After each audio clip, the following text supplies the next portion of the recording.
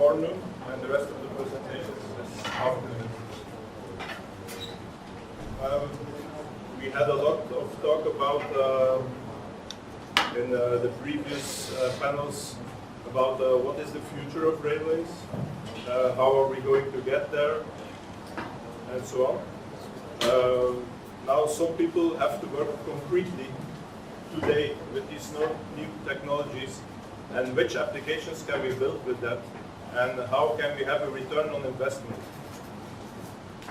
You will see why I use the word return on investment. It's because I come from the banking sector.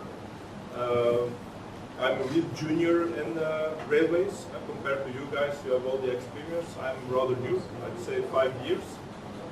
I come from the banking sector, and what did I learn there? Well, I have an ICT background, so I worked a lot with AI before.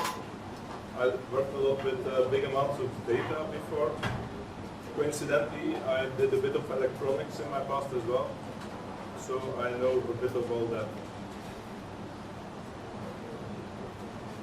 Due to the financial crisis, I decided to stop working in the financial sector, and I wanted to do something entirely different, so I came to the railways. Now, Infrabel is the maintainer of the Belgian railway infrastructure. If you look at it from outside the railway, it is not a sexy company. Railway companies are not really sexy to go and work there, so I thought I would work here maybe 1 year and then move on to something else. But I found that inside the railway there's a very big, there's many interesting things, many data to be analyzed, so I think I might stay here until my retirement.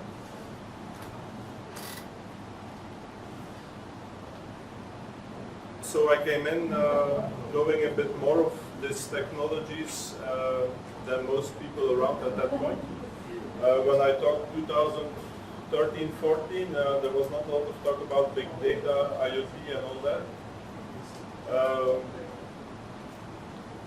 And it is very clear that we do not know where it will get us. If we think about railways, we always think about what we have now and how it evolves, but we are hardly ever disruptive like Hyperloop or stuff like that. I don't know where it will go. I have no idea where it will go. But what I can say is that if we don't start the journey, we can never get there. So like in the magical Wizard of Oz, you follow the yellow brick road, you don't know where it leads, but you step on the road and you see where it leads you. Now, what I learned in the banking sector though is return on investment. So you will see that that's the main topic in my presentation is what do I earn with the things that I do. So shortly, just for your good understanding, I think we had enough presentations about how you make use of machine learning and all that. All those presentations, that's behind here. You have a platform doing all that kind of stuff. But here I'm going to talk more about the applications. So basically you have data coming in from trains, commercial trains, measuring trains, and stuff like that. We have data coming in from IoT. There's a lot of talk about IoT. We have all the sensors measuring data. And then a very important source of data is also the traffic control system. All the computer logs of the traffic control can give you a framework to bind all this data together. I measured something, but within which context did I measure it?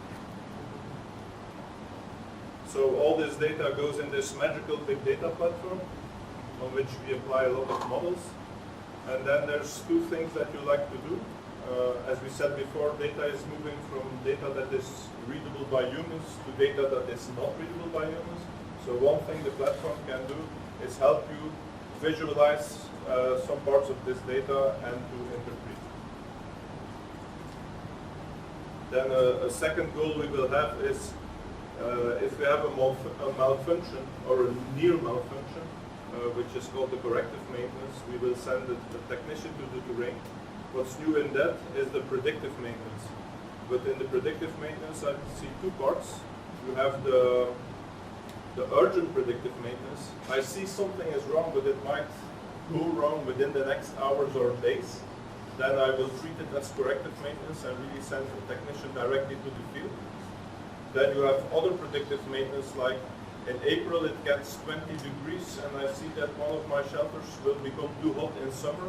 I still have 2-3 months to repair this, so I will send it to my planning. It will go to my plant maintenance. So predictive for me, urgent, corrective, and then not urgent, planned. Now, how do we gain money from this? Well, you can earn money by saying we don't do any periodical maintenance anymore, we will only do predictive maintenance. Well, I think we're not ready for that. At least Infrabel is not ready for that, and I think most people are not ready for that. What's a simple way to earn a lot of money? That is what we call maintenance on an infrastructure is people, they go about and they do manual actions. They replace a filter or they replace oil or stuff like that, but they also do a lot of measurements. Now all the time that they use for doing these measurements, that is time that we can easily replace by computer systems. So that was actually my first business case. When I came into Infrabel, I had an entirely different role, but I just started playing with data because I had time left, I had spare time. And one of the things that was mentioned here before is analyzing train logs. In this case, we analyze train logs, not for the train operator, but for us as the infrastructure manager. What does this train know about my infrastructure? And an easy thing to get out of there is how does it respond to your safety system and to the ETCS, or in Belgium also TBL1+. So we had a lot of people going out to verify this ETCS equipment. You take a big box like this, you hang it around your neck, and you're going to measure all the Eurobodies, because you need to do that every 3 months. Now this takes, for one Eurobodies, this takes up to 2 hours per year per body. Now Belgium has a lot of ETCS and more, so we have over 30,000 balises. So that's over 60,000 man-hours to just go and measure this thing, which the train measures continuously. If only we could get the results out of that. Well, that's what we did. We started with the offline data.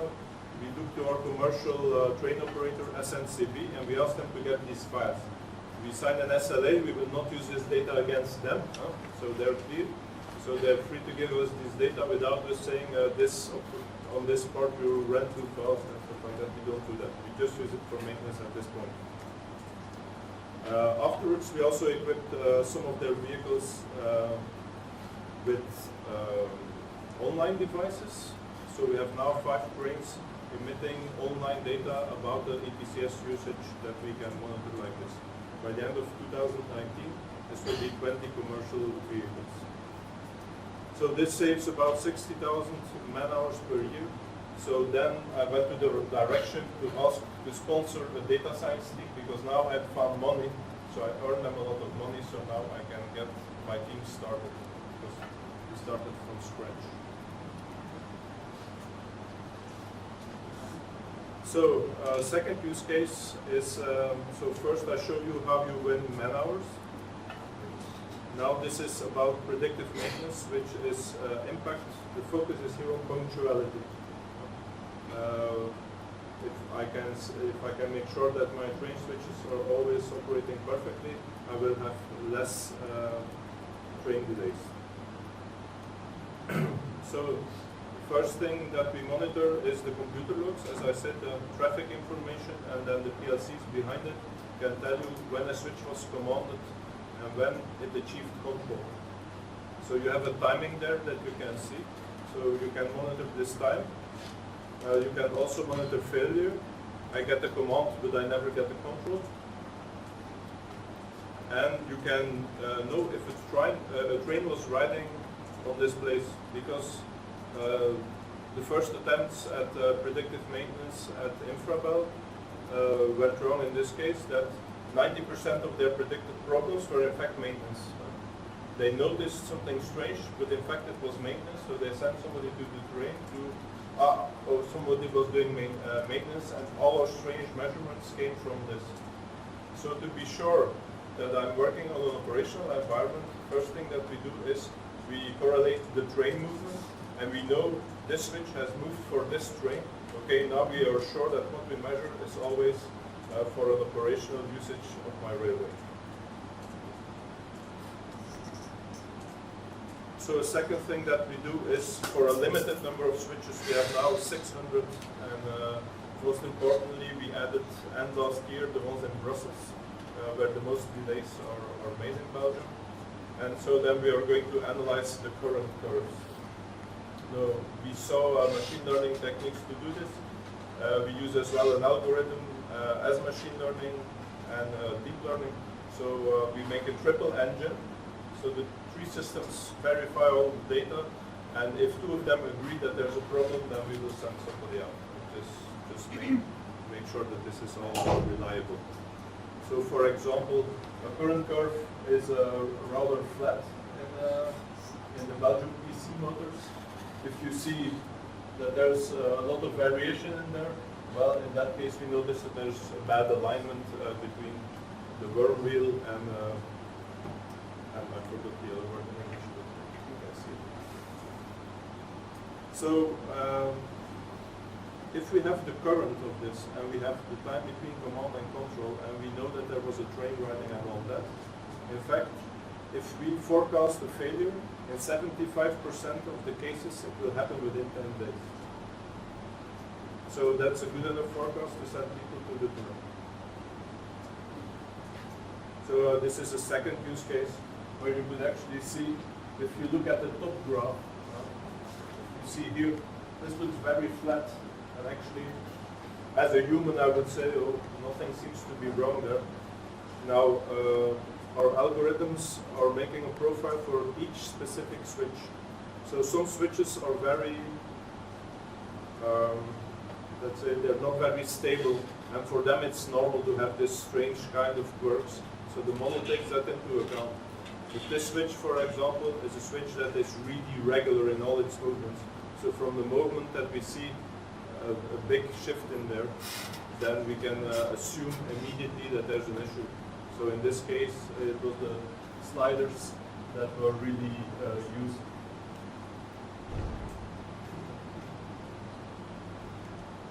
So in what way might this system be unique? I don't know if it's unique, but from measurement, the intervention, everything is fully automatic. There is no human intervention at all.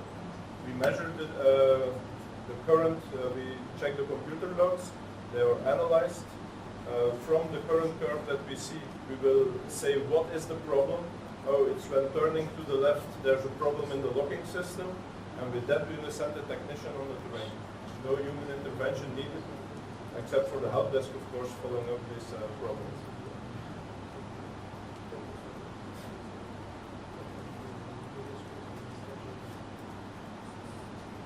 This is the same model, but then here we use deep learning, as we already saw here. This is the non-supervised deep learning, where you can categorize the current curves in the different fault issues. Now, people use statistics against me a lot of the time, so now I use this against my manager. So if you see the number of delay from the train, is the red line, is this line. That's the delay that's going up for the whole year. So the red line is 2019. So if you see for all assets together, we're not that good. We're a bit better than 2018, but otherwise we're not super performant. If you see for the railway switches, where the cause was the switch, you can see that we're at an all-time low. Is this thanks to our system? It's hard to prove, but at least I think that there's a serious impact in this. So we predicted that we would win 10 minutes of train delay for this year, and we're already, like say, 8,000 minutes below what was expected. By the end of the year, I'm quite sure we will make our target.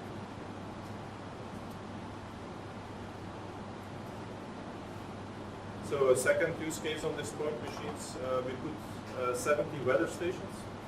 So we measure the meteor conditions and the rail conditions. And what we'll do with this is actually we will drive the switch heating. So the switch heating is using millions of euros of electricity every year. So by replacing the human who says beginning of October it gets the cold, I put on the heating, and then by April I will turn it off. We replace this by a system that is really for every switch going to decide, does it need heating now, yes or no. We turn it off or on at the right time.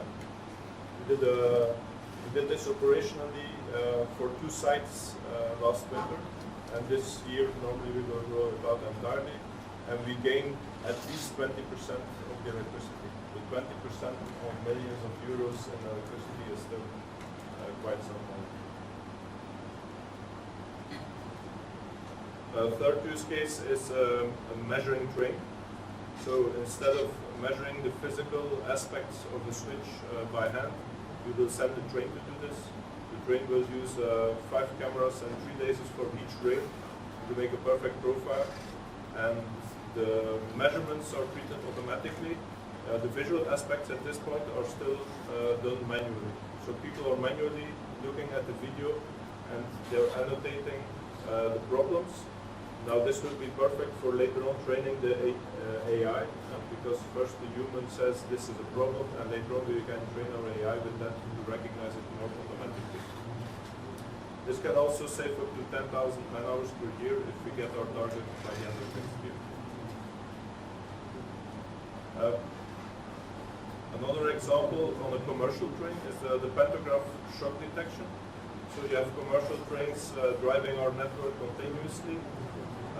On 11 of them, we put a pantograph that's actually measuring the shock in the pantograph. So with some clustering techniques, we can find out where's the shock. We also have a video of that, so you can see where the shock is happening. And this will also be used for predictive maintenance. We didn't calculate the minutes of delay saved by this, but we have like 470 work orders created in 1 year. So this is the physical shock or physical shock. Okay. Yes. And then we also look at the track, because the physical shock can be because there's a physical shock in the track, or the physical shock can be because it's a catheter. So we correlate both of them.